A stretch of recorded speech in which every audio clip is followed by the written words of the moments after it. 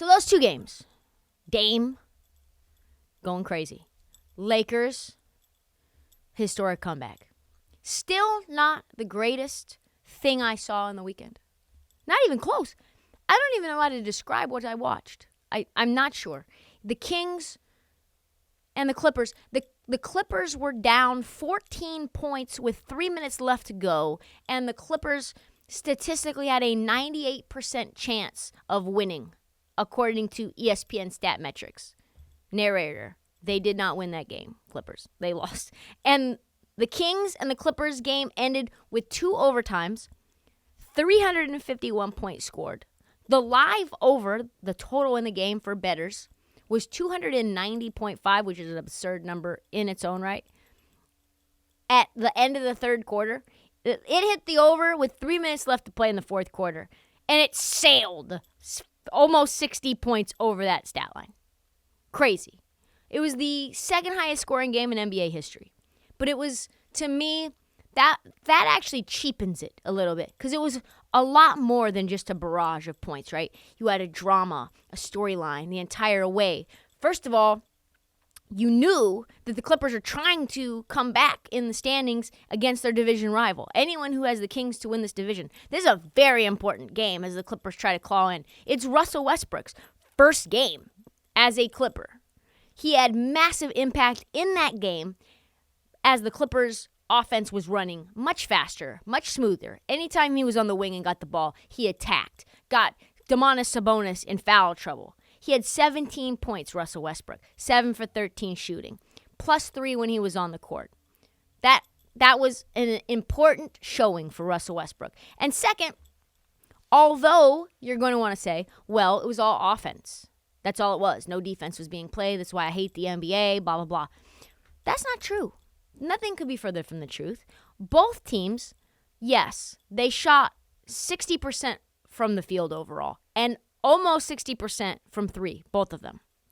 But you had some incredible Kobe Bryant-like shot making going on. You had multiple defenders draped on players, traps, and you had fucking Kawhi Leonard step back 3 with 2 guys in his grill, and he's just hitting that. That was the kind of offense that we got to see. And in the final 3 minutes, the Kings caused turnovers on 5 consecutive possessions. Fox himself responsible for three turnovers in a row. You had bench players scoring 40+ in Malik Monk, going crazy with his best friend. There were multiple seemingly knockout punches thrown, mostly from the Clippers to the Kings. Multiple comeback runs.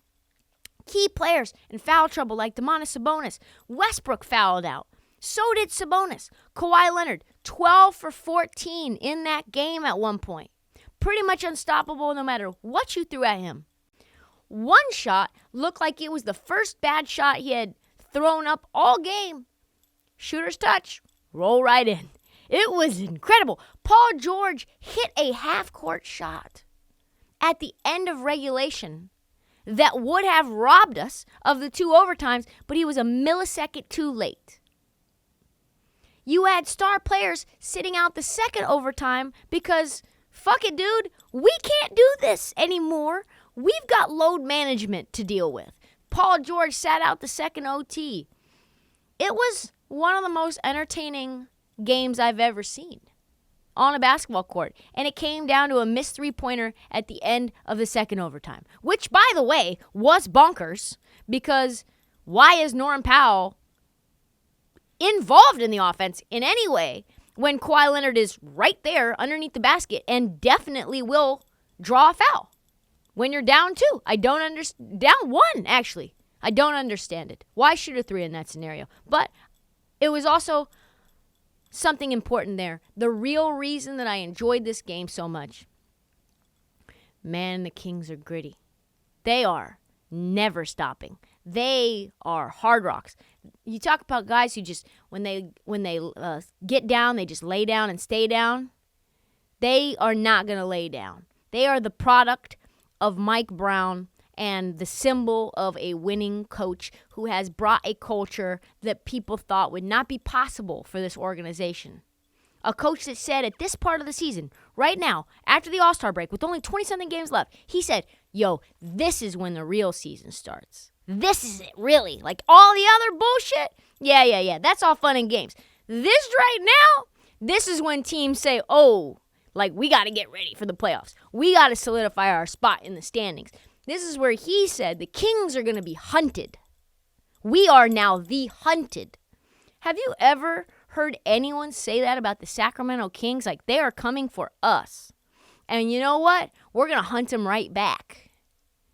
We're not going to allow ourselves to slide down the standings and just be happy with being a fun little story for the first 60 games and then be a play-in team. No. 3 seed. That's us.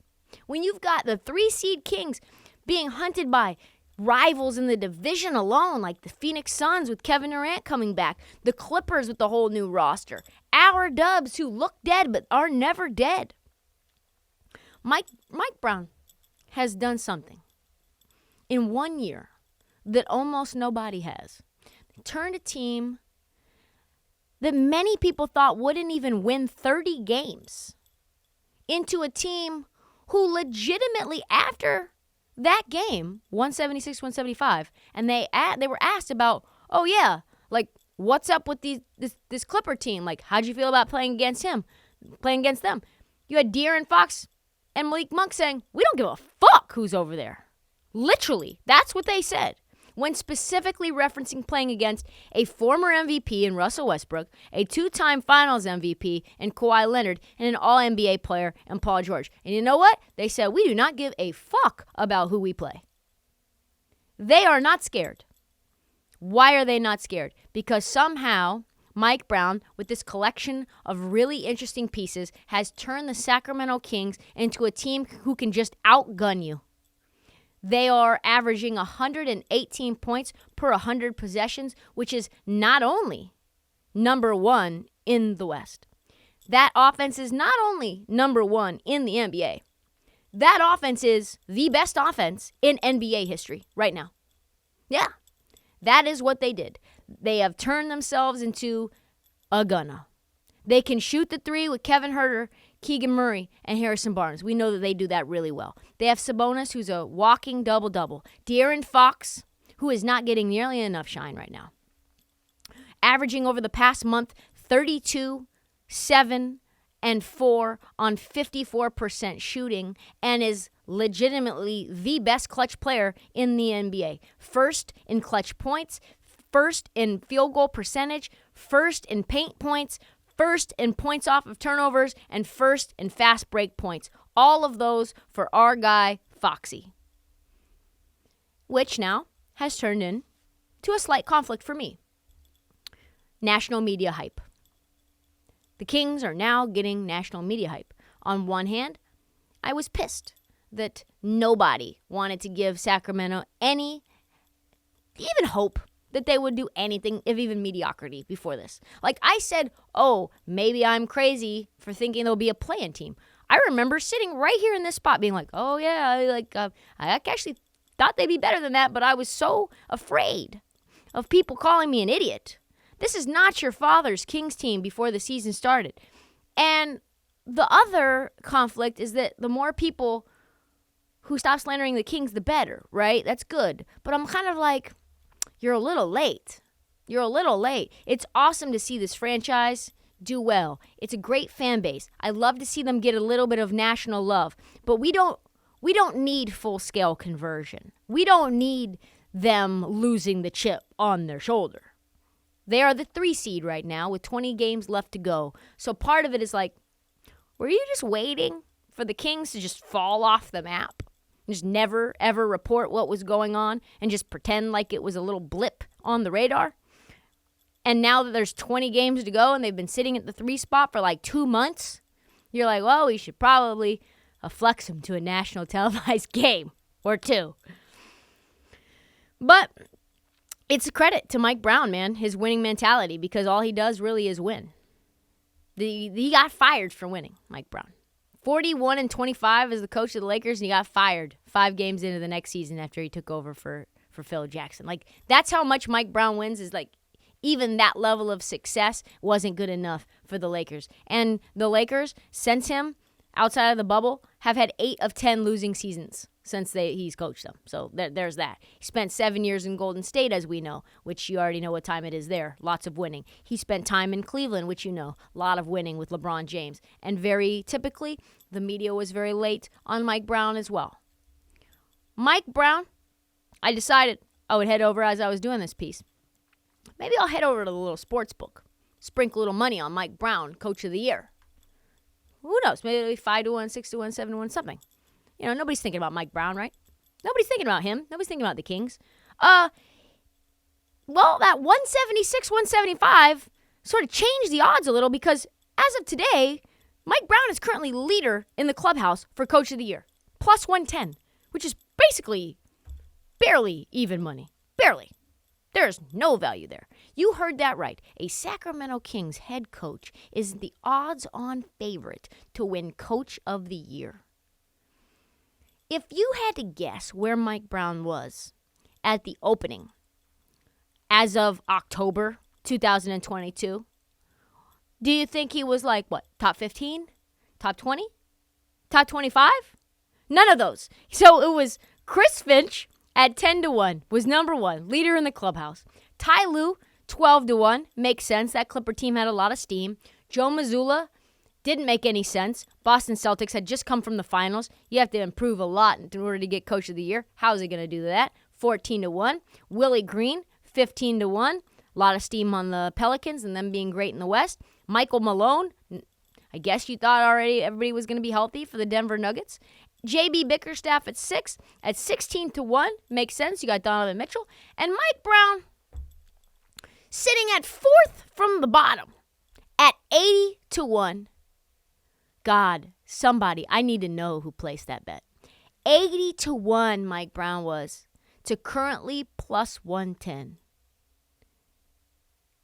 Should anyone have been surprised? I mean, he's not looking at a team for the Kings that's trying to lose.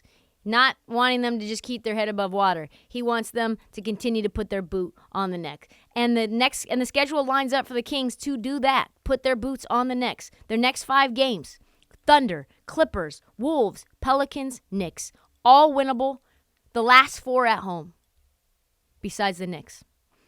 And so, to me, the way that I know that the Knicks mania is real, for the first time I can remember, TNT flexed a Kings-Knicks game into primetime on the national feed at the expense of Giannis and the Bucks versus the Nets. Better late than never, but while you're at it, folks, warm me up on that purple beam, baby.